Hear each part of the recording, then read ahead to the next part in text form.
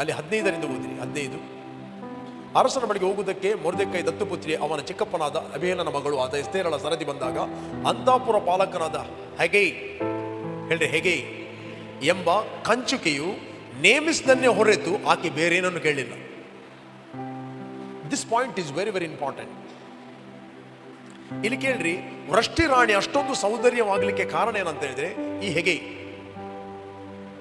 ಹೆಗೇಯ ಒಂದು ಪರಂಪರೆಯಲ್ಲಿ ಆಕೆ ಇದ್ದಳು, ನಾವು ನೋಡ್ತೇವೆ. ಈಗ ಉಳಿದ ರಾಣಿಯರು ಹೇಗೆ, ಕನ್ಯೆಯರು ಹೇಗೆ ಜೀವಿಸ್ತಾರೋ ಗೊತ್ತಿಲ್ಲ.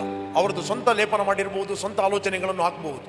ಬಟ್ ಬೈಬಲ್ ಹೇಳ್ತದೆ, ಎಸ್ತೇರಳು ಹೆಗೆ ಎಂಬ ರಾಜಕಂಚಿಗೆ ನೇಮಿಸ್ತಾನೆ ಹೊರತು ಆಕೆ ಬೇರೆ ಏನನ್ನೂ ಕೇಳಲಿಲ್ಲ. ಆತನು ಏನು ಗೈಡ್ ಮಾಡಿದ, ಆತನು ಹೇಗೆ ಲೀಡ್ ಮಾಡಿದ, ಏನನ್ನು ಕೊಟ್ಟ, ಅದನ್ನೇ ಆಕೆ ಧರಿಸಿದಳು. ಇವತ್ತು ಸಭೆಯನ್ನು ಕ್ರಿಸ್ತನ ಮೊದಲಗಿತ್ತಿಯಾಗಿ ನಮ್ಮನ್ನು ಸಿದ್ಧಪಡಿಸಲಿಕ್ಕೆ ಪವಿತ್ರಾತ್ಮನು ಬಂದಿದ್ದಾನೆ. ಪವಿತ್ರಾತ್ಮನಿಗೆ ಗೊತ್ತು ಹೇಗೆ ನಿಮ್ಮನ್ನು ಯೇಸುಗೋಸ್ಕರ ಸಿದ್ಧಪಡಿಸಬೇಕು. Praise God. ಯೇಸು ಕ್ರಿಸ್ತನು ಬರುತ್ತಾನೆ, ರೈಟ್? Is coming again. ಆತನು ಯಾರಿಗೋಸ್ಕರ ಬರುತ್ತಾನೆ? ಸುಕ್ಕು ಕಳಂಕ ಮಚ್ಚೆ ಇಲ್ಲದ ಪರಿಶುದ್ಧವಾದ ಶುದ್ಧ ಕನ್ಯೆಗೋಸ್ಕರ ಆತನು ಬರುತ್ತಾನೆ. ಮಹಿಮೆ ಉಳ್ಳ ಸಭೆಗೋಸ್ಕರ ಆತನು ಬರುತ್ತಾನೆ. ಸಭೆ ಆತನಿಗೆ ಶುದ್ಧ ಕನ್ಯೆಯಂತೆ ಪ್ರಿಪೇರ್ ಆಗುತ್ತದೆ. ಯಾವಾಗ ಪ್ರಿಪೇರ್ ಆಗುತ್ತದೆ? ಯಾವಾಗ ಪವಿತ್ರಾತ್ಮನು ಏನು ಹೇಳ್ತಾನೆ, ಪವಿತ್ರಾತ್ಮನು ಏನು ಕೊಡ್ತಾನೆ, ಅದನ್ನು ಬಿಟ್ಟು ಏನು ತೆಗೆದುಕೊಳ್ಬಾರದು. ಈಗ ಫಾರ್ ಎಕ್ಸಾಂಪಲ್ ಆರಾಧನೆ ನಡೀತದೆ. ಆರಾಧನೆ ನಡೆಯುವಾಗ, ವರ್ಷಿಪ್ ನಡೆಯುವಾಗ ಕೆಲವರು ಆಲೋಚನೆ ಮಾಡ್ತಾರೆ, ದಯಗೆ ವರ್ಷಿಪ್ ಉದ್ದ ಬೋರ್ಡು ಒಂದು ವಾಕ್ಯ ಕೊಂಡ ಎಡ್ಡೆ ಇತ್ತನಂತ. ಇದೆ ಇಲ್ಲಿ ಯಾರು ಆಲೋಚನೆ ಮಾಡಿದ್ರೆ ಗೊತ್ತಿಲ್ಲ.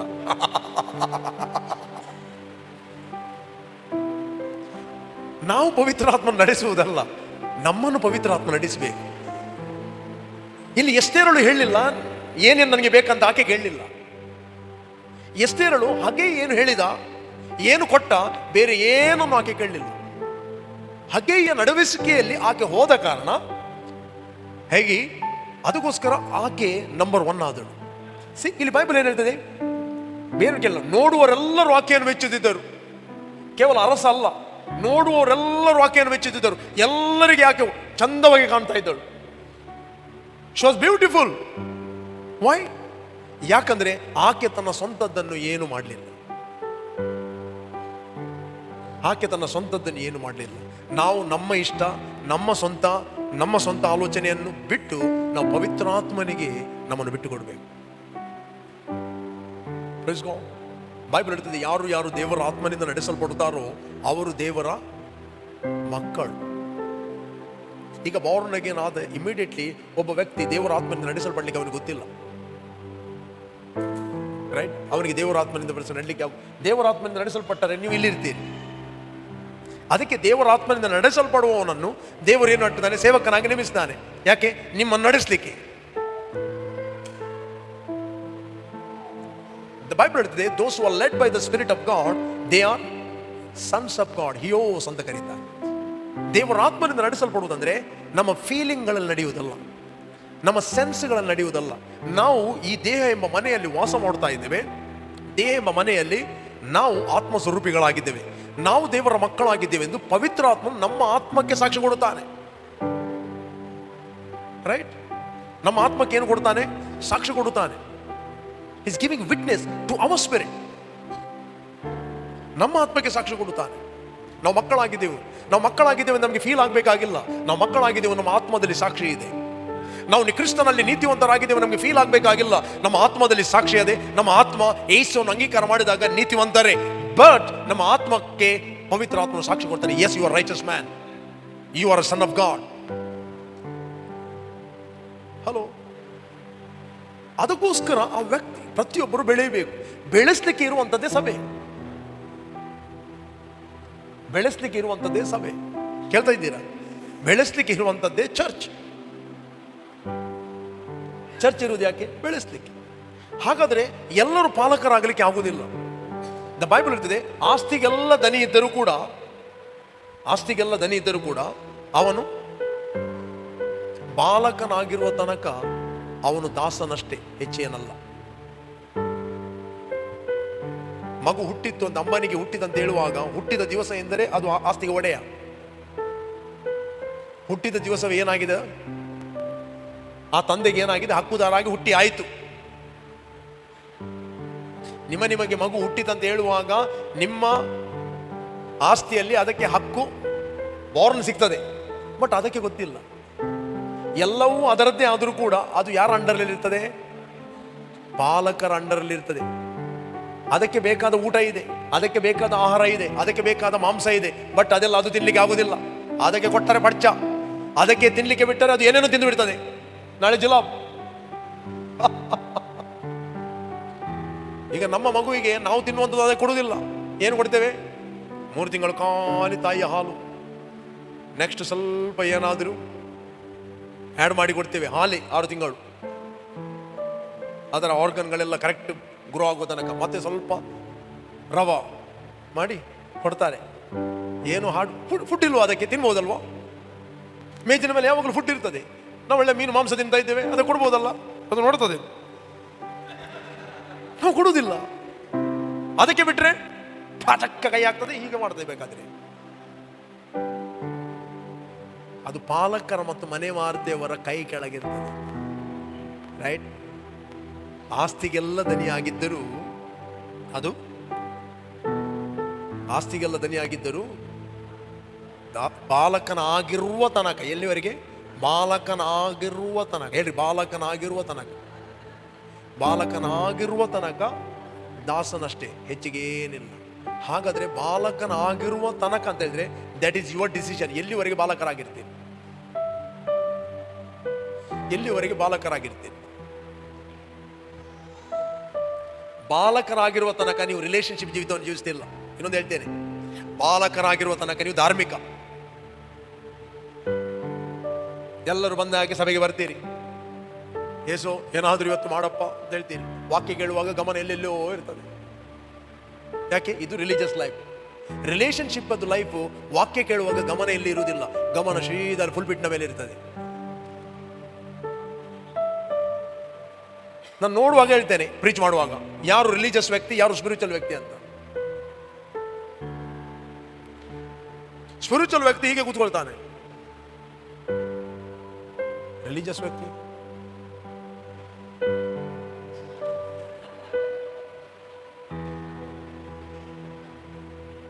ಪಕ್ಕದವ್ರು ನೆಗಡಿದಾಗ ನಾನೊಮ್ಮೆ ಹೇಳ್ತೇನೆ, ನೀನಿದ್ದ ಹಾಗೆ ಇರುವುದಿಲ್ಲ ಅಂತ. ಅವ್ರು ಹೇಳುವುದೇ ಇಲ್ಲ, ಅವ್ರಿಗೆ ವಿಷಯ ಗೊತ್ತಿಲ್ಲ. ಪಕ್ಕದವನಿಗೆ ಬೇಜಾರ, ಆಯ್ ಪಾತೇರಿ ಜೊತೆ, ಆಯ್ ಪಾತೇರಿ ಜೊತೆ, ಆಯ್ ಮೂಲಿಜ್ಜೆ ಒಡೆ ಬೋತೆ.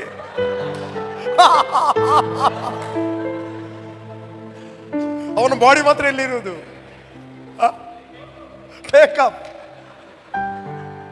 ಪಾಪ ನಿಮ್ಗೆ ಒಳ್ಳೆ ಉಮೇದಿರುವವರಿಗೆ ಏನು, ರಿಲೇಶನ್ಶಿಪ್ ಅಲ್ಲಿ ಇರುವವರಿಗೆ ಅವನ ಪ್ರೈಸಲ್ಲಿ ಹೊಡೆ ಹೇಳುದಿಲ್ಲ, ಅವನು ಏನು ಹೇಳುದಿಲ್ಲ ಅಂತ. ಮಕ್ಕಳು ಸಹ ಹಾಗೆ ಮೆಲ್ಲ ಹೇಳ್ತಾರೆ, ಟೀಚರ್ ನನ್ನೊಂದು ಪ್ಲೇಸ್ ಚೇಂಜ್ ಮಾಡಿ ಅಂತ. This is religion life. ನೀವು ಸಭೆಗೆ ಬರುವುದು, ಪುಣ್ಯ ಕ್ಷೇತ್ರಕ್ಕೆ ಬರುವುದಲ್ಲ, ನೀವು ರಿಲೇಶನ್ಶಿಪ್ಗೆ ಬರುವುದು. ರಿಲೇಶನ್ಶಿಪ್ ಅಲ್ಲಿ ನೀವು ಬೆಳೆಯಬೇಕು. ಏನ್ ಹೇಳ್ತದೆ ಅಲ್ಲಿ, ಎಷ್ಟು ಕ್ಲಿಯರ್ ಆಗಿ ಹೇಳ್ತದೆ, ನಾನು ವಚನ ತೆಗೆಯುವುದಿಲ್ಲ. ಯಾರು ದೇವರ ಆತ್ಮನಿಂದ ನಡೆಸಲ್ಪಡ್ತಾರೋ ದೇ ಆರ್ ಹಿಯೋಸ್ ಅಂತ ಹೇಳ್ತಾರೆ. ಅವರು ಪುತ್ರರು, mature of the sons of God. ಹಿಯೋಸ್, ನಾಟ್ ಟೆಕ್ನನ್. ಟೆಕ್ನನ್ ಅಂತ ಹೇಳಿದ್ರೆ ಡಿಪೆಂಡ್ ಆಗುವಂಥದ್ದು. ಮೊಲೆಕೂಸ್, ಟೆಕ್ನನ್, ನೆಫ್ಯೂಸ್, 3 ಇದೆ. ಟೆಕ್ನನ್ ಹುಟ್ಟಿದ ಮಗು, ಜಸ್ಟ್ ಹುಟ್ಟಿದ ಮಗು, ಇನ್ಫೆಂಟ್. ನೆಫ್ಯೂಸ್ ಅಂತ ಹೇಳಿದ್ರೆ ಡಿಪೆಂಡ್ ಆಗುವಂಥದ್ದು. ಅಂಡ್ ಹಿಯೋಸ್ ಅಂತ ಹೇಳಿದ್ರೆ ಮೆಚೋರ್ ಆದವರು, ಮೆಚೋರ್ ಸನ್ಸ್ ಆಫ್ ಗಾಡ್. ನೀವು ತಿರುಗಿ ದಾಸತ್ವದಲ್ಲಿ ಸೇರದಂತೆ ಭಯದ ಆತ್ಮವನ್ನು ಹೊಂದಿರೋಲ್ಲ, ನೀವು ಮಗನ ಆತ್ಮವನ್ನು ಹೊಂದಿದ್ದೀರಿ. ಆ ಆತ್ಮನ ಮೂಲಕ ದೇವರನ್ನು ದೇವರೇ ಅಂತ ಕರೆಯುವುದಿಲ್ಲ, ಅಪ್ಪ, ತಂದೆ ಅಂತ ಕರೀತೀರಿ. ರಿಲಿಜಿಯಸ್ ವ್ಯಕ್ತಿ ದೇವರನ್ನು ಯಾವಾಗಲೂ ದೇವರು ಅಂತ ಕರೀತಾನೆ. ಮಕ್ಕಳೆಂಬ ಮೆಚೋರ್ ಆದವರು ಅವ್ರಿಗೆ ಯಾವಾಗಲೂ ಒಳಗಿಂದ ಬರ್ತದೆ ಅಪ್ಪ ಅಂತ. ನೀವೆಷ್ಟು ಬೇಕು ಅವರಿಗೆ ಟೀಚ್ ಮಾಡಿ, ಅವರು ಹಾಡುವುದಿಲ್ಲ. ಯಾಕೆ? ಅವರ ತಲೆಯಲ್ಲಿ ಏನಿದೆ, ಅವನ ದೇವರು. ಯೇಸು ಒಂದು ಮಾತು ಹೇಳಿದ, ನಿನಗೆ ದವ್ವ ಹಿಡಿದಿದೆ ಅಂತ ಹೇಳಿದ್ರು. ನನಗೆ ದವ್ವ ಹಿಡಿಲಿಲ್ಲ, ನಾನು ತಂದೆಯನ್ನು ಮಹಿಮೆ ಪಡಿಸ್ತೇನೆ. ಆತನನ್ನು ನೀವು ದೇವರಂತ ಹೇಳ್ತೀನಿ, ನನಗೆ ಅಪ್ಪ ಅವನು. ಓದಿದ್ದೀರಾ? ಎಲ್ಲಿದೆ? 8ನೇ 54ನೇ ವಚನ ಓದಿ. 8:54 ಯೋಹಾನ ಸುವಾರ್ತೆಯಲ್ಲಿ.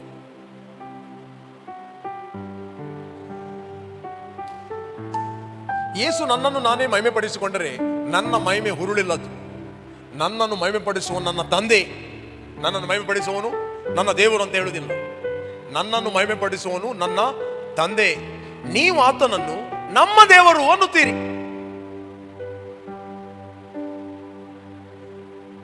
ದೇವರು ದಾಸರಿಗೆ, ಅಪ್ಪ ಮಕ್ಕಳಿಗೆ. ಇದೇ ವ್ಯತ್ಯಾಸ. This is not A extreme. ಇದು ಯೇಸು ಹೇಳುವಾಗಲೂ ಅವರಿಗೆ ಎಕ್ಸ್ಟ್ರೀಮ್ ಆಗಿ ಕಂಡಿತ್ತು. ಇವನು ದೇವ ದೂಷಣೆ ಮಾಡ್ತಾ ಇದ್ದಾನೆ, ದೇವರನ್ನ ಅಪ್ಪ ಅಂತ ಕರೀತಾ ಇದ್ದಾನೆ. ಎಷ್ಟು ಸೊಕ್ಕು ಇವನಿಗೆ. ಅದಕ್ಕೆ ದೇವರು ಕಲ್ಲು ಹಿಡ್ಕೊಂಡು ಕೂತ್ಕೊಂಡ್ರು. ಯಾಕೆ ನನಗೆ ಕಲ್ಲು ಹಿಡಿತೀರಿ ಅಂತ ಹೇಳಿದೆ. ನಾವು ಕಲ್ಲು ಹಿಡಿಯುವುದು ನಾವು ಸುಮ್ಮನೆ ಅಲ್ಲ, ನೀವು ದೇವರನ್ನ ಅಪ್ಪ ಅಂತ ಕರೀತಾ ಇದ್ದಿ, ದೇವ ದೂಷಣೆ ಮಾಡ್ತಾ ಇದ್ದೀನಿ. ಯಹೂದ್ಯರಿಗಿಂತ ಪ್ರಕಟಣೆ ಇತ್ತು. ಅಪ್ಪ ಅಂದ್ರೆ ಹಕ್ಕುದಾರ, ಅಪ್ಪ ಅಂದ್ರೆ ದೇವರಿಗೆ ಸಮಾನ. ಅಪ್ಪ ಅಂತ ಹೇಳಿದ್ರೆ ಏನು? ನೀವೊಂದು ಸಾಮಾನ್ಯ ಒಂದು ಫ್ಯಾಕ್ಟರಿಯಲ್ಲಿ ಒಂದು 2,000 ಜನ ಇದ್ದಾರೆ ಅಂತ ಅನಿಸುವ. ನ್ಯಾಚುರಲ್ ಹೇಳ್ತೀನಿ ನಿಮಗೆ, ಕೇಳಿ. ಜನರಲ್ ಮ್ಯಾನೇಜರ್ ಬರ್ತಾನೆ, ಅಲ್ಲಿ ಕೂತ್ಕೊಂಡಿದ್ದಾನೆ, ನಿಜವಾದ ಬಾಸ್ ಕೂತ್ಕೊಂಡಿದ್ದಾನೆ. 2,000 ಜನ ವರ್ಕರ್ ಇದ್ದಾರೆ. ಅಲ್ಲಿ ಹೈ ಪೋಸ್ಟ್ ಅಂತ ಹೇಳಿದ್ರೆ ಯಾವುದಿರ್ಬೋದು? ರೆಬೆಕ್ಕಾ ಎಸ್ಟೇರ್, ಎಲ್ಲ ಪೋಸ್ಟ್ಗಳಿವೆ. ಮ್ಯಾನೇಜರ್, ಜನರಲ್ ಮ್ಯಾನೇಜರ್, ಸೂಪರ್ವೈಸರ್, ಮತ್ತೆ ಹೇಳಿ CO, OO ಎಲ್ಲ, ರೈಟ್? ಎಲ್ಲ ಪೋಸ್ಟ್ಗಳಿರು. ಅವರೆಲ್ಲರೂ ಹೋಗಿ ಹತ್ತಿರ ಇಡೀ ಬಿಸ್ನೆಸ್ ಅನ್ನು ಕಂಟ್ರೋಲ್ ಮಾಡುವ ವ್ಯಕ್ತಿ ಇದ್ದಾನೆ. ಅವನು ಹೋಗಿ ಏನ್ ಹೇಳ್ತಾನೆ? ಬಾಸ್ ಅಂತ ಕರೀತಾನೆ ಅಷ್ಟೇ. ಮಗ ಬರ್ತಾನೆ, ಅದೇ ಲೆವೆಲಲ್ಲಿ ಮಗ ಬರ್ತಾನೆ.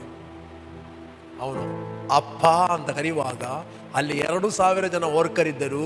CO, ಜನರಲ್ ಮ್ಯಾನೇಜರ್ ಎಲ್ಲರೂ ಈಗ ನೋಡ್ತಾರೆ. ಯಾಕಂದ್ರೆ ಆ ಕಂಪನಿಯ ಬಾಸ್ ಅವನು ಕೂಡ.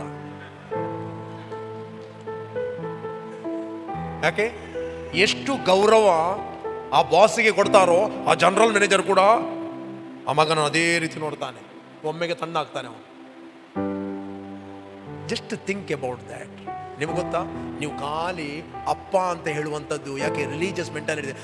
ಸರ್ಗಿಂಜ ಅಮ್ರೆ ಇದೇನಾಗಿದೆ? ಅಭ್ಯಾಸ ಆಗಿದೆ. No no no. ಬೈಬಲ್ ಹೇಳುತ್ತದೆ, ದೇವರು ನಮಗೆ ಎಂತ ಆತ್ಮವನ್ನು ಕೊಟ್ಟಿದ್ದಾನೆ? ಅಪ್ಪ, ತಂದೆ ಎಂದು ಕರೆಯುವ ತನ್ನ ಮಗನ ಆತ್ಮವನ್ನು ಕೊಟ್ಟಿದ್ದಾನೆ. ನೆಕ್ಸ್ಟ್ ಹೇಳ್ತಾನೆ, ನಾವು ದೇವರ ಮಕ್ಕಳಾಗಿದ್ದೇವೆಂದು ಪವಿತ್ರ ಆತ್ಮನು ಕೂಡ ಸಾಕ್ಷಿ ಕೊಡ್ತಾನೆ. ಎಸ್, ನೀನು ಮಗನೇ ಮಗನೇ. ನೆಕ್ಸ್ಟ್ ಜೊತೆ ಮಕ್ಕಳಾಗಿದ್ದರೆ ನೀವು ಬಾಧ್ಯರು, ದೇವರಿಗೆ ಬಾಧ್ಯರು, ಕ್ರಿಸ್ತನೊಂದಿಗೆ ಬಾಧ್ಯರು. ಕ್ರಿಸ್ತನಿಗೆ ಎಷ್ಟು ಹಕ್ಕು ಇದೆಯೋ ಅಷ್ಟೇ ಹಕ್ಕು ನಿಮಗಿದೆ. ಯಾರೊಂದಿಗೆ ಬಾಧ್ಯರು? ಕ್ರಿಸ್ತನ ಒಂದಿಗೆ ಬಾಧ್ಯರು. ಹಾಗಾದ್ರೆ ಯೇಸು ಮಾತಾಡಿದಾಗೆ ನಾವು ಮಾತಾಡಬೇಕು. ರಕ್ತಸ್ರಾವದ ಸ್ತ್ರೀ ಮಾತಾಡಿದಾಗೆ ಮಾತಾಡುವುದಲ್ಲ. ಮೋಶೆ ಮಾತಾಡಿದಾಗೆ ನಾವು ಮಾತಾಡುವವರಲ್ಲ. ನಾವು ಯೆಹೋವನ ಮಾತಾಡಿದಾಗೆ ಮಾತಾಡುವವರಲ್ಲ. ನಾವು ಐಸಾಯ ಮಾತಾಡಿದಾಗೆ ಮಾತಾಡುವವರಲ್ಲ. ನಾವು ಯೇಸು ಮಾತಾಡಿದಾಗೆ ಮಾತಾಡುವರು. ನಾವು ಕುಷ್ಠರೋಗಿ ಮಾತಾಡಿದಾಗೆ ಮಾತಾಡುವವರಲ್ಲ. ನಾವು ಕುರುಡ ಮಾತಾಡಿದಾಗೆ ಮಾತಾಡುವವರಲ್ಲ. ನಾವು ಯೇಸು ಮಾತಾಡಿದಾಗೆ ಮಾತಾಡುವವರಾಗಿದ್ದೇವೆ. ಯಾಕೆ? ನಾವು ಮಕ್ಕಳು. ನಾವು ಮಕ್ಕಳಾಗಿದ್ದೇವೆಂದು ಪವಿತ್ರಾತ್ಮನಿಗೆ ನಾವು ಒಪ್ಪಿಸಿಕೊಟ್ಟರೆ ಅವನು ಒಳ್ಳೆ ಶೇಪ್ ತರ್ತಾನೆ. ನಿಮ್ಮನ್ನು ಆತನು ಉನ್ನತಕ್ಕೆ ಸೇರಿಸ್ತಾನೆ. ಇಲ್ಲಿ ಹಳೆ ಒಡಂಬಡಿಕೆದು ಛಾಯೆ ಆಗಿತ್ತು. ಇಲ್ಲಿ ಅರಸನು ಏನಂತ ಹೇಳಿದ್ರೆ, ಅರಸನಿಗೆ ಒಂದು ಏನು ಬೇಕು? ಒಳ್ಳೆಯ ಕನ್ಯೆ ಬೇಕು. ಅದನ್ನು ಪ್ರಿಪೇರ್ ಮಾಡಲಿಕ್ಕೆ ನೇಮಿಸ್ತು ಹಗೆ. ಹಗೆಯನ್ನು ಪವಿತ್ರಾತ್ಮನ ಸ್ಥಾನದಲ್ಲಿ ಇಡಿರಿ. ಎಸ್ತೇರಳನ್ನು ಸಭೆಯ ಸ್ಥಾನದಲ್ಲಿ ಇಡಿರಿ. ಆಶ್ವೇಷ ಅರಸನನ್ನು ಯೇಸುವಿನ ಸ್ಥಾನದಲ್ಲಿ ಇಟ್ಟಿರಿ. ಇಲ್ಲಿ ಬೈಬಲ್ ಹೇಳುತ್ತದೆ, ಎಸ್ತೇರಳು ಹಗೆ ಕೊಟ್ಟದ್ದನ್ನು ಹೊರತು ಬೇರೆ ಏನನ್ನು ಕೇಳಲಿಲ್ಲ. ಅವಳ ಇಷ್ಟವನ್ನು ಕೇಳಲಿಲ್ಲ. ಅದಕ್ಕೋಸ್ಕರ ಆಕೆ ರೂಪಿಸಲ್ಪಟ್ಟಳು. ಆಕೆ ಎಲ್ಲಿಗೆ ರೂಪಿಸಲ್ಪಟ್ಟ ಅಂತ ಹೇಳಿ 127 ಸಂಸ್ಥಾನಗಳ ರಾಣಿಯಾಗಿ ಆದಳು. ಇದೆಲ್ಲ ನಡೆಸಲ್ಪಡ್ಲಿಕ್ಕೆ ಯಾವಾಗ ನಾವು ಸ್ಪಿರಿಚುವಲಿ ಬೆಳೆಯುತ್ತೇವೆ, ಫೇತಲ್ಲಿ ಬೆಳೆಯುತ್ತೇವೆ, ಆಗ ದೇವರು ಏನು ಮಾಡ್ತಾನೆ, ನೀನು ಬೆಳೆದಿದ್ದಿ ಅಂತ ಗೊತ್ತಾಗ್ತದೆ ಪಾಸ್ಟ್ರಿಗೆ ಅಲ್ಲ, ನೀನು ಬೆಳೆದಿದ್ದೆ ಅಂತ ಫಸ್ಟ್ ಗೊತ್ತಾಗು ದೇವರಿಗೆ. ಆಗ ದೇವರು ತನ್ನ ಸೇವಕನಿಗೆ ಪ್ರಕಟಿಸ್ತಾನೆ, ಇವನಿಗೆ ಬೆಳೆದಿದ್ದಾನೆ. ಅಂತ್ಯೋಕ ಸಭೆಯಲ್ಲಿ ಪ್ರವಾದಿಗಳು ಮತ್ತು ಬೋಧಕರಿದ್ದರು, ರೈಟ್? ಸಭೆಯಲ್ಲಿದ್ದರು ಅವರು ಊರೆಲ್ಲ ತಿರುಗಾಡ್ತಿರ್ಲಿಲ್ಲ. ಸಡನ್ಲಿ ಪವಿತ್ರ ಆತ್ಮ ಹೇಳಿದ, ಸೌಲನನ್ನು ಬಾರ್ನಬನನ್ನು ನಾನು ಕರೆದ ಸೇವೆಗೆ ಪ್ರತ್ಯೇಕಿಸಿರಿ ನನಗೋಸ್ಕರ. ಅವರು ಅಷ್ಟಾರ್ಪಣೆ ಇಟ್ಟರು ಮತ್ತು ದೇವರ ಆತ್ಮನಿಂದ ಕಳುಹಿಸಲ್ಪಟ್ಟವರಾಗಿ ಹೋದರು. ನಿಮ್ಗೆ ಓದಿ ಸಿಗ್ತದೆ. That is calling, that is calling. ದೇವರು ಕರೆಯದೆ ಇವರು ಹೋಗ್ಲಿಲ್ಲ. ದೇವರು ಕರೆಯದೆ ಹೋಗುವಂಥದ್ದು ಸೆಲ್ಫ್. ಅದಕ್ಕೆ ಹೇಳಿದೆ, ಪಾಸ್ಟರ್ ಎಂಬುವಂಥದ್ದು ಕಾಲಿಂಗ್. ಪಾಸ್ಟರ್ ಎಂಬುವಂಥದ್ದು ಯಾರು ಅಪಾಯಿಂಟ್ ಮಾಡುವಂಥದ್ದಲ್ಲ, ಮನುಷ್ಯ ಅಪಾಯಿಂಟ್ ಮಾಡುವಂಥದ್ದಲ್ಲ. ಗಾಡ್ಸ್ ಅಪಾಯಿಂಟ್ಮೆಂಟ್, ದೇವರ ಆಯ್ಕೆ, ದೇವರ ನೇಮಕತೆ, ದೇವರ ಕಳಿಸಿಪಡುವಿಕೆ. ಆಗ ಅವನು ಏನು ಮಾಡುತ್ತಾನೆ, ದೇವರ ಆತ್ಮನಿಂದ ನಡೆಸಲ್ಪಟ್ಟು ಜನರಿಗೆ ಮಾತಾಡುತ್ತಾನೆ. ನೀವು ಆ ಸೇವಕರಿಂದ ಕೇಳುವುದಂದ್ರೆ ದೇವರ ಆತ್ಮನಿಂದ ಡೈರೆಕ್ಟ್ ಕೇಳುವುದು. ಈ ಡೈರೆಕ್ಟ್ ಕೇಳದ ಕಾರಣ ಎಲ್ಲಿಂದ ಕೇಳ್ತಾ ಇದ್ದೀರಿ? ಸೌಂಡ್ ಬಾಕ್ಸ್ನಿಂದ ಕೇಳ್ತಾ ಇದ್ದೀರಿ. ಆ ಸೌಂಡ್ ಬಾಕ್ಸ್ನ ವಾಯ್ಸ್ ಅಲ್ಲ, ವಾಯ್ಸ್ ನನ್ನದು. ಅದೇ ರೀತಿ ಪ್ರತಿಯೊಬ್ಬ ಸೇವಕ ಒಂದು ಸೌಂಡ್ ಬಾಕ್ಸ್ ಇದ್ದ ಹಾಗೆ, ಅವನೊಂದು ಪಾತ್ರೆ. ಬಟ್ ಮಾತಾಡುವ ಆತನು ಪವಿತ್ರ ಆತ್ಮನು. ಅದಕ್ಕೋಸ್ಕರ ಬೈಬಲ್ ಹೇಳುತ್ತೆ, ಮಾತಾಡುವವರು ನೀವಲ್ಲ, ನನ್ನ ತಂದೆಯ ಆತ್ಮನು ನಿಮ್ಮ ಮೂಲಕ ಮಾತಾಡುತ್ತಾನೆ. ಮಾತಾಡುವಂಥದ್ದು ಸೌಂಡ್ ಬಾಕ್ಸ್ ಅಲ್ಲ, ಸೌಂಡ್ ಬಾಕ್ಸ್ ಮೂಲಕ ನಾನು ಮಾತಾಡುತ್ತಾ ಇದ್ದೇನೆ. ಇದೆ ಬೈಬಲ್ ಅಲ್ಲಿ 10ನೇ 20ನೇ ವಚನ.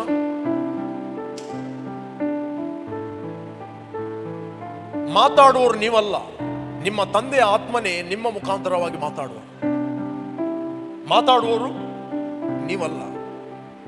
ಹೇಳಿ ಪಕ್ಕದ, ಮಾತಾಡುವವರು ನೀವಲ್ಲ, ನಿಮ್ಮ ತಂದೆಯ ಆತ್ಮನೇ ನಿಮ್ಮ ಮುಖಾಂತರವಾಗಿ ಮಾತಾಡುವರು. ಹಾಗಾದ್ರೆ ತಂದೆಯ ಆತ್ಮ ನಮ್ಮ ಮೂಲಕ ಮಾತಾಡಬೇಕಾದ್ರೆ ನಾವು ಯಾವಾಗಲೂ ತಂದೆಯ ಆತ್ಮನಿಗೆ ಈಲ್ಡ್ ಆಗಬೇಕು. ನಾವು ನಮ್ಮ ಇಷ್ಟವನ್ನು ಮಾಡುವುದಲ್ಲ. ನೀನು ತುಚ್ಛವಾದ ನಿರಾಕರಿಸಿ ಅಮೂಲ್ಯವಾದನ್ನು ಮಾತಾಡಿದರೆ ನೀನನ್ನ ಬಾಯಂತಿರುವೆ. You will be a mouthpiece. ನೀನನ್ನ ಬಾಯಂತೀರಿ. ತುಚ್ಛವಾದನ್ನು ಯಾವುದು? ನಮ್ಮ ಶರೀರದ ಇಂದ್ರಿಯಗಳ ಇನ್ಫಾರ್ಮೇಶನ್ ಅನ್ನು ರಿಜೆಕ್ಟ್ ಮಾಡಿ ದೇವರ ವಾಕ್ಯವನ್ನೇ ನಂಬಿಕೊಂಡು ನನ್ನನ್ನು ಪ್ರಿಪೇರ್ ಮಾಡುವಂಥದ್ದು. You will be a mouthpiece. ನಮ್ಮ ಮನಸ್ಸಿಗೆ ತುಂಬ ಆಲೋಚನೆಗಳು ಬರ್ಬೋದು, ತುಂಬ ಸಂಗತಿ ಬರ್ಬೋದು. ಅದಕ್ಕೋಸ್ಕರ ನಾನು ನಿಮ್ಗೆ ಎನ್ಕರೇಜ್ ಮಾಡ್ತೇನೆ, ಎಸ್ತೇರಳಿಂದ ತುಂಬ ಕಲೀಲಿಕ್ಕೆ ಸಿಗ್ತದೆ. ಬಟ್ ಅದು ಛಾಯೆ ಆಗಿದ್ದು ಹೊಸ ಒಡಂಬಡಿಕೆ ಸಭೆಯ ಬಗ್ಗೆ ಅದು ಮಾತಾಡುತ್ತದೆ. ರಿಯಾಲಿಟಿ ನೀವು ಆಗಿದ್ದೀರಿ. ನಿಮ್ಮನ್ನು ದೇವರು ಎಸ್ತೇರನ ಸ್ಥಾನದಲ್ಲಿ ಇಟ್ಟಿದ್ದಾನೆ. ಕ್ರಿಸ್ತನಿಗೋಸ್ಕರ ನಿಮ್ಮನ್ನು ಸಿದ್ಧಪಡಿಸಿದಗೋಸ್ಕರ ಪವಿತ್ರಾತ್ಮನನ್ನು ಕೊಟ್ಟಿದ್ದಾನೆ. ಪವಿತ್ರಾತ್ಮನು ನಿಮ್ಮನ್ನು ನಡೆಸಲು ಯಾವಾಗಲೂ ಸಿದ್ಧವಾಗಿದ್ದಾನೆ. ಅಲ್ಲಿ ಅನೇಕ ಕನ್ಯೆಯರಿದ್ದರು, ಅವರು ಹಗೈಯನ್ನು ಸಂಪೂರ್ಣವಾಗಿ ಕೇಳಲಿಲ್ಲ. ಎಸ್ತೇರಳು ಮಾತ್ರ 100% ಶಿ ವಾಸ್ ಕಮಿಟೆಡ್ ಟು ಹಗೈ. ಅದಕ್ಕೋಸ್ಕರ ಎಲ್ಲ ಸ್ತ್ರೀಯರು ಬಿಟ್ಟು ಈಕೆ ಕನ್ಯೆ ಏನಾದಳು? ವೃಷ್ಟಿಗೆ ಬದಲಾಗಿ ರಾಣಿ ಆದಳು. ಆ ಒಂದು ಸ್ಥಾನಕ್ಕೆ ಸೇರ್ಲಿಕ್ಕೆ ದೇವರು ಮಾಡಿದ ಯೋಜನೆ. ನಿಮಗೋಸ್ಕರ ದೇವರು ಗುರಿ ಒಂದು ಇಟ್ಟಿದ್ದಾನೆ, ಉನ್ನತವಾದ ಯೋಜನೆ ಇಟ್ಟಿದ್ದಾನೆ. ಬಟ್ ಎಸ್ತೇರಳು ಆ ಒಂದು ಯೋಜನೆಗೆ ಹೋಗಿ ರೀಚ್ ಆದಳು. ಯಾಕೆ? ತಕ್ಕ ಗುರಿ ಇಟ್ಟು ದೇವರು ಒಬ್ಬೊಬ್ಬರನ್ನು ಸೃಷ್ಟಿ ಮಾಡಿದ್ದಾನೆ. ಅಲ್ಲಿ ಮೊರ್ದೆಕೈ ಹೇಳ್ತಾನೆ, ಇಸ್ರಾಯೇಲರಿಗೆ ಅಲ್ಲಿ ಒಂದು ಉಪದ್ರ ಪ್ರಾಬ್ಲಮ್ ಬರುವಾಗ ಮೊರ್ದೆಕೈ ಹೇಳ್ತಾನೆ, ನಿನ್ನೆ ನಾವು ಮಾತಾಡಿದೆವು, ಇದೇ ಕಾಲಕ್ಕಾಗಿ ದೇವರು ನಿನ್ನನ್ನು ನೇಮಿಸಿರಬಹುದು, ಯಾರಿಗೊತ್ತು? ತಕ್ಕ ಕಾಲಕ್ಕೋಸ್ಕರ ದೇವರು ನಿಮ್ಮನ್ನು ನೇಮಿಸಿಟ್ಟಿದ್ದಾನೆ. ತಕ್ಕ ಗುರಿ ಇಟ್ಟು ದೇವರು ನಿಮ್ಮನ್ನು ನೇಮಿಸಿದ್ದಾನೆ. ತಕ್ಕ ಗುರಿಗೆ ನೀವು ಹೋಗಿ ಮುಟ್ಟುತ್ತೀರಿ. ಯಾರು ಕೂಡ ನೀವು ಅಕಸ್ಮಾತ್ ಅಲ್ಲ. You are the purpose of God, you are the beauty of God, you are the glory of God. ದೇವರು ನಿಮ್ಮ ತಕ್ಕ ಗುರಿ ಇಟ್ಟು ಸೃಷ್ಟಿ ಮಾಡಿದ್ದಾನೆ. ರೈಟ್? ತಕ್ಕ ಕಾಲಕ್ಕೋಸ್ಕರ ಮೇ ಬಿ ನೀವೊಂದು ಗುಡ್ ಪೊಸಿಷನ್ ಅಲ್ಲಿ ಇರಬಹುದು, ಬಟ್ ತಕ್ಕ ಉದ್ದೇಶಕ್ಕೋಸ್ಕರ ದೇವರು ನಿಮ್ಮನ್ನು ನೇಮಿಸಿದ್ದಾನೆ. ಸಡನ್ಲಿ ಅಲ್ಲಿ ಎಸ್ತೇರಳು ಆ ಒಂದು ಪೊಸಿಷನ್ ಅಲ್ಲಿ ಇದ್ದ ಕಾರಣ ಎಲ್ಲಾ ಯಹೂದ್ಯರ ಪ್ರಾಣ ಅಲ್ಲಿ ಉಳಿಯಿತು. ಎಲ್ಲ ಯಹೂದ್ಯರ ಪ್ರಾಣ ಉಳಿಯಿತು. ನಿಮ್ಮ ಮೂಲಕ ಅನೇಕರ ಪ್ರಾಣ ಉಳಿಯುತ್ತದೆ. ನಿಮ್ಮ ಮೂಲಕ ಅನೇಕರು ರಕ್ಷಣೆ ಹೊಂದುತ್ತಾರೆ. ನಿಮ್ಮ ಮೂಲಕ ಅನೇಕರು ನರಕಕ್ಕೆ ಹೋಗುವವರು ರಕ್ಷಣೆ ಹೊಂದುತ್ತಾರೆ. ನಿಮ್ಮನ್ನು ದೇವರು ತಕ್ಕ ಗುರಿಟ್ಟು ಸೃಷ್ಟಿ ಮಾಡಿದ್ದಾನೆ. ನೀವು ದೇವರ ಆಯ್ಕೆಯಾಗಿದ್ದೀರಿ. ದೇವರು ನಿಮ್ಮ ಮೇಲೆ ದೊಡ್ಡ ನಿರೀಕ್ಷೆ ಇಟ್ಟಿದ್ದಾನೆ. Hallelujah. But are you willingly submit your life to the purpose of God? ಯಾವಾಗ ನಿಮಗೆ ವಾಕ್ಯ ಅರ್ಥ ಆಗ್ತದೆ ಗೊತ್ತಾ? ಯಾವಾಗ ದೇವರೇ ನೀನು ಏನು ಹೇಳ್ತಿ ಅದನ್ನು ನಾನು ಮಾಡುತ್ತೇನೆ. ಯಾವುದಕ್ಕೋಸ್ಕರ ನನ್ನನ್ನು ನೀನು ಸೃಷ್ಟಿ ಮಾಡಿದ್ಯೋ ಅದಕ್ಕೋಸ್ಕರ ನನ್ನನ್ನು ನಾನು ಕೊಡ್ತೇನೆ. ಪವಿತ್ರಾತ್ಮನೇ ನನಗೆ ಕಲಿಸು. ನೀನು ಹೇಳಿದ್ದನ್ನೇ ಹೊರತು ಬೇರೆ ನಾನು ಏನು ಮಾಡೋದಿಲ್ಲ. ನೀನು ಕೊಟ್ಟದ್ದನ್ನೇ ನಾನು ಸ್ವೀಕರಿಸ್ತೇನೆ, ನೀನು ಕೊಟ್ಟ ಸೇವೆಯನ್ನೇ ನಾನು ಸ್ವೀಕರಿಸ್ತೇನೆ, ನೀನು ಏನು ಮಾಡ್ಲಿಕ್ಕೆ ಹೇಳ್ತೀಯ ಅದನ್ನು ಚಾಚು ತಪ್ಪದೆ ನಾನು ಮಾಡ್ತೇನೆ. ಆ ಒಂದು ವಿಲ್ಲಿಂಗ್ ಹಾರ್ಟ್ ಇದ್ರೆ ಸಾಕು. ದೆನ್ ಪವಿತ್ರಾತ್ಮ ನಿಮಗೆ ಮಾತಾಡುತ್ತಾನೆ. ನಿಮಗೆ ವಾಕ್ಯ ಸಭೆಗೆ ಬರುವಾಗ ಅರ್ಥ ಆಗ್ತದೆ. ನಿಮಗೆ ಸಭೆಗೆ ಬರುವಾಗ ವಾಕ್ಯ ನಿದ್ರೆ ಬರುವುದಿಲ್ಲ. ವಾಕ್ಯ ಕೇಳುವಾಗ ವಾಕ್ಯ ಅರ್ಥ ಆಗ್ತದೆ. ನಿಮ್ಮ ಏನಾದರೂ ಮಿಸ್ಟೇಕ್ ಇದ್ರೆ, ಕಸ ಕಡ್ಡಿ ಇಟ್ಕೊಂಡು ಮರೆಯುವುದಾದ್ರೆ, ಆ ದಿವಸ ಸಂಡೆ ನಿಮ್ಮನ್ನು ಒಳ್ಳೆ ಮಾಡಿ ಸ್ನಾನ ಮಾಡಿಸ್ತಾನೆ ಪವಿತ್ರಾತ್ಮನು. ವಾಕ್ಯ ಉಪದೇಶ ಎಂಬ ಜಲಸ್ನಾನ ಮಾಡಿ ನಿಮ್ಮನ್ನು ಶುದ್ಧೀಕರಿಸ್ತಾನೆ. ನೀವು ಎವ್ರಿ ಸಂಡೆ ಬರುವುದು ಸ್ನಾನ ಮಾಡಲಿಕ್ಕೆ. ಹೌದು, ಮೊದಲ ಗತಿ ಏನು ಮಾಡಬೇಕು? ಸ್ನಾನ ಮಾಡಬೇಕು. ಎವ್ರಿಡೇ ಬಾತ್ರೂಮಿಗೆ ಹೋಗ್ತೀರಾ ಇಲ್ವಾ? ಕೆಲವರು ವಾರಕ್ಕೊಮ್ಮೆ ಬಾತ್ರೂಮಿಗೆ ಹೋಗುವವರಿದ್ದಾರೆ, ಕೆಲವರು ತಿಂಗಳಿಗೊಮ್ಮೆ ಸಭೆಗೆ ಬರುವವರಿದ್ದಾರೆ. ಹೇಗಾಗ್ತದೆ ತಿಂಗಳಿಗೊಮ್ಮೆ ಸ್ನಾನ ಮಾಡಿದರೆ? ಒಂದು ತಿಂಗಳಲ್ಲಿ ಎಷ್ಟು ವಾಸನೆ ಇರ್ಬೋದು ಅವರದ್ದು, ರೈಟ್? ಎಷ್ಟು ಡಿಸ್ಟರ್ಬ್ ಆಗಿರ್ಬೋದು ಅವರು. ಹೋದ ಕೆಲಸದ ಕಡೆಯಲ್ಲಿ, ಕಚೇರಿಗಳಲ್ಲಿ, ಮಾರ್ಕೆಟ್ ಪ್ಲೇಸಲ್ಲಿ ಅವರ ಭಾಷೆಗಳು ಎಷ್ಟು ಇರ್ಬೋದು, ದುರ್ಭಾಷೆಗಳು. ಇಲ್ಲಿ ಒಳಗಿನ ಮನುಷ್ಯನು ಕ್ಲೀನ್ ಆದ ಅಂತ ಹೇಳಿದ್ರೆ ಮಾತುಗಳು ಇಂಪಾಗಿ ಬರ್ತವೆ. ನೀನು ಅನೇಕರಿಗೆ ಪರಿಮಳವಾಗ್ತಿ, ರೈಟ್? ನಿಮ್ಮ ಸೌಂದರ್ಯ ಇರುವಂಥದ್ದು ಇನ್ನರ್ ಮ್ಯಾನ್ ಅಲ್ಲಿ. ನಿಮ್ಮ ಇನ್ನರ್ ಮ್ಯಾನ್ ಇದ್ದನ್ನು ನೋಡಿ, ಅವನು ನಿಮ್ಮ ಮಾತು ಇದೆ ನೋಡಿ, ನಿಮ್ಮ ಮಾತು ನೀವೇ ಆಗಿದ್ದೀರಿ. ಒಂದು ಸತ್ಯಾಂಶ ಹೇಳ್ತೇನೆ, ನಿಮ್ಮ ಮಾತು ನೀವು ಆಗಿದ್ದೀರಿ. ನಿಮ್ಮನ್ನು, ನಿಮ್ಮ ಮಾತನ್ನು ಬದಲಾಯಿಸಲಿಕ್ಕೆ ಆಗುವುದಿಲ್ಲ. You are reflecting, expressing your character, inner character through a word.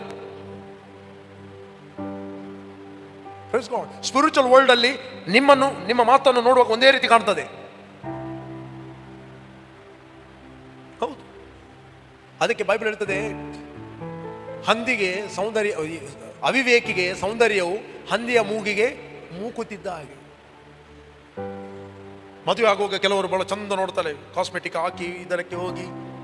ಮತ್ತು ಜೀವಿಸುವುದು ಹೊರಗಿನ ಮನುಷ್ಯನೊಟ್ಟಿಗೆ ಅಲ್ಲ, ಒಳಗಿನ ಮನುಷ್ಯನೊಟ್ಟಿಗೆ. ಅವನು ನಾತ ಹಿಡಿದು ಹೋಗಿದ್ದಾನೆ, ಅವನು ವಾಕ್ಯ ಕೇಳಲೇ ಇಲ್ಲ, ಅವನು ಸ್ನಾನ ಮಾಡಿದೆ ಎಷ್ಟು ವರ್ಷ ಆಗಿದೆ. ಎಷ್ಟು ವಿಶ್ವಾಸಿಗಳಿದ್ದಾರೆ ಸ್ಪಿರಿಚುವಲಿ ಸ್ನಾನ ಮಾಡದೆ ಎಷ್ಟು ತಿಂಗಳಾಗಿದೆ. ಅದಕ್ಕೋಸ್ಕರ ಮದುವೆಗಳು ಗಲಿಬಿಲಿ ಆಗ್ತವೆ. ಭಾರಿ ಖರ್ಚು ಮಾಡ್ತೀರಿಗೆ, ಗಾರಿ ಖರ್ಚು ಮಾಡ್ತೀರಿಗೆ, ದೊರ್ತಿಯರು ದೊಡ್ಡ ಅಂತ ಹೇಳ್ತಾರೆ. ಒಂದು ತಿಂಗಳು ಬೇಕಾಗಲ್ಲ ಆಪಜಿಗೆ ಎಂಚಿನ ಗೊತ್ತು ತೂವರೆಗೆಡ್ಡೆ ತೋಜುವೇರು ತೂವರೆಗೆ ಪಿದ ಇಡು ಉಲ ಇಡು ನಾತ ಬಿಡು. ಹೌದು, ನಿಮ್ಮ ಇನ್ನರ್ ಕ್ಯಾರೆಕ್ಟರ್ ಅನ್ನು ಚೇಂಜ್ ಮಾಡುವಂಥದ್ದು ಪವಿತ್ರಾತ್ಮ ಮತ್ತು ಆತನ ವಾಕ್ಯ, ದ ವರ್ಡ್.